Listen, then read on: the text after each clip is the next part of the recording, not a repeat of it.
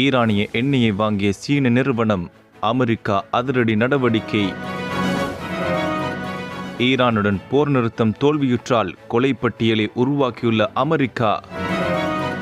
இந்த நிலை உருவானால் பிரித்தானியா இளம்பெண்கள் இராணுவத்தில் சேருவது கட்டாயமாக்கப்படலாம். இந்தியா நியூசிலாந்து இடையே தடையில்லா வர்த்தக ஒப்பந்தம். அமெரிக்காவும் ஈரானும் அமைதி பேச்சுவார்த்தைகளை மீண்டும் தொடங்க போராடி வரும் நிலையில் பல பில்லியன் டாலர் மதிப்புள்ள ஈரானிய எண்ணெயை வாங்கியதற்காக சீன சுத்திகரிப்பு ஆலை மீது ட்ரம்ப் நிர்வாகம் தடைகளை விதித்துள்ளது. ஈரானின் கச்சா எண்ணெய் மற்றும் பெட்ரோலிய பொருட்களின் மிகப்பெரிய வாடிக்கையாளர்களில் ஒன்றான ஹெங்லி நிறுவனம் மீதே அமெரிக்காவின் நடவடிக்கை பாய்ந்துள்ளது. அது மட்டுமின்றி ஈரானின் எண்ணெய் ஏற்றுமதிக்கு உதவும் சுமார் 40 கப்பல் நிறுவனங்கள் மற்றும் கப்பல்கள் மீது ட்ரம்ப் நிர்வாகம் தடைகளை விதித்துள்ளது. கடந்த வருடம் சீனாவின் முதன்மையான 3 நிறுவனங்கள் மீதும் ஈரான் எண்ணெய் விவகாரத்தில் ட்ரம்ப் நிர்வாகம் தடைகளை விதித்திருந்தது. இது கச்சா எண்ணெயை பெறுவது மற்றும் சுத்திகரிக்கப்பட்ட பொருட்களை வெவ்வேறு பெயர்களில் விற்க வேண்டிய கட்டாயம் உள்ளிட்ட சில சிக்கல்களை சுத்திகரிப்பாளர்களுக்கு ஏற்படுத்தியது. ஈரானிலிருந்து ஏற்றுமதி செய்யப்படும் எண்ணெயில் 80% அதிகமானவை சீனா வாங்குகிறது. மேலும் அமெரிக்க நிதியமைப்புடன் மிக குறைந்த அளவிலேயே தொடர்பை கொண்டுள்ளதால் அமெரிக்க தடைகளின் முழுமையான தாக்கத்திலிருந்து சுயாதீன சுத்திகரிப்பு நிலையங்கள் ஓரளவுக்கு விலக்கு பெற்றிருப்பதாக தடைகள் தொடர்பான நிபுணர்கள் கூறி வருகின்றனர். ஆனால் எண்ணெய் வாங்க நிதியுதவி செய்யும் சீனாவின் வங்கிகள் மீது தடைகளை விதிப்பது ஈரானிய எண்ணெய் கொள்முதலில் ஒரு பெரிய தாக்கத்தை ஏற்படுத்தும் என்று இந்த நிபுணர்களின் கருத்தாக உள்ளது. இதனிடையே ஈரான் அரசாங்கத்தின் மீது அமெரிக்கா ஒரு நிதிசார் நெருக்குதலை செலுத்தி வருவதாக கருவூல செயலாளர் ஸ்காட் பெசன்ட் தெரிவித்தார். அது மட்டுமின்றி உலக சந்தைகளுக்கு தனது எண்ணெயை கொண்டு செல்ல ஈரான் சார்ந்திருக்கும் கப்பல்கள், இடைத்தரகர்கள் மற்றும் வாங்குபவர்களின் கூட்டமைப்பை கருவூலத்துறை தொடர்ந்து சுருக்கி வருவதாக பெசன்ட் கூறியுள்ளார். ஈரானுடனான தற்போதைய போர் நிறுத்தம் முறிந்தால் அந்த நாட்டின் பலம் பொருந்திய துணை இராணுவ படையின் மூத்த தளபதி உட்பட பல இராணுவ தலைவர்களை குறிவைக்கும் கொலைப்பட்டியலை அமெரிக்கா தயார் செய்து வருகிறது என்ற தகவல் கசிந்துள்ளது.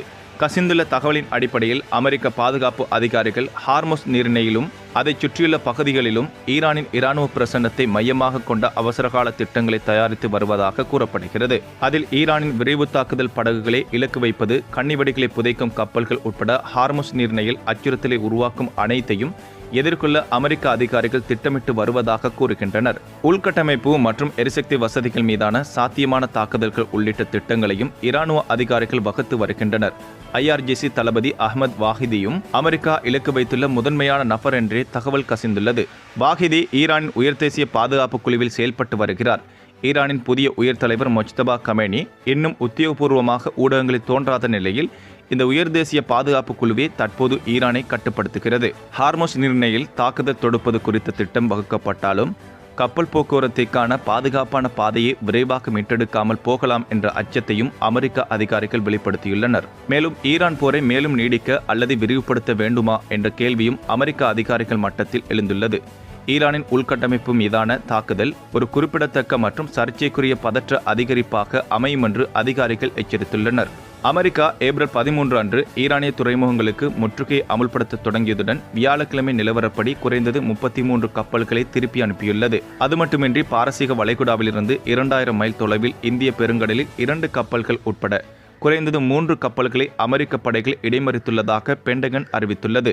3ஆம் உலகப்போர் உருவாகுமானால் குறிப்பிட்ட வயதுக்குட்பட்ட பிரித்தானிய இளம்பெண்கள் இராணுவத்தில் சேர்க்கப்படும் கட்டாய நிலை உருவாகலாம். இஸ்ரேல், நோர்வே, டென்மார்க் போன்ற சில நாடுகள் இளைஞர்களுக்கு ஈடாக இளம்பெண்களையும் இராணுவத்தில் சேர்த்து வருகின்றன. பிரித்தானியாவை பொறுத்தவரை 2ஆம் உலகப் போரின் போது திருமணமாகாத தங்கள் 20 வயதுகளில் இருக்கும் இளம்பெண்கள் தேசிய சேவை சட்டத்தின் கீழ் இராணுவத்தில் சேர்த்துக் கொள்ளப்பட்டார்கள். 3ஆம் உலகப்போர் எனும் ஒரு சூழல் உருவாகும் நிலையில் இராணுவத்தை வலுப்படுத்த வேண்டிய நிலை பிரித்தானியாவுக்கு ஏற்படுமானால் பெண்களும் இராணுவத்தில் சேர்த்துக் கொள்ளப்படுவது கட்டாயமாக்கப்படலாம் என்கிறார்கள் நிபுணர்கள். இந்தியா மற்றும் நியூசிலாந்து இடையே FTA ஒப்பந்தம் கையெழுத்தாக உள்ளது.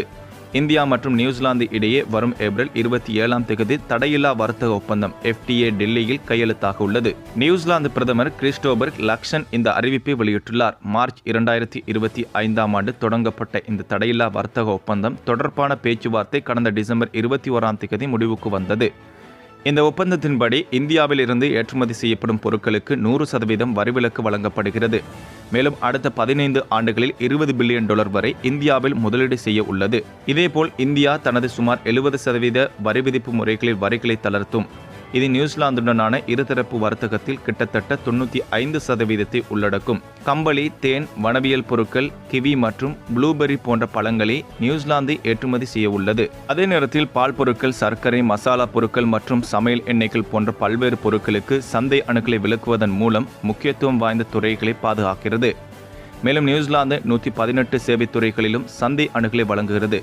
மேலும் தகவல் தொழில்நுட்பம், தொழில்முறை சேவைகள், தொலைத்தொடர்பு, கட்டுமானம், சுற்றுலா மற்றும் கல்வி உள்ளிட்ட 139 துணைத்துறைகளில் மிகவும் விரும்பப்படும் தேசத்திற்கான MFN விரிவான சலுகையும் வழங்குகிறது. தகவல் தொழில்நுட்பம், பொறியியல், சுகாதாரம், கல்வி மற்றும் கட்டுமானம் போன்ற துறைகளைச் சேர்ந்த 5000 இந்திய நிபுணர்களுக்கு தற்காலிக வேலைவாய்ப்பு நுழைவு விசாவை வழங்குகிறது.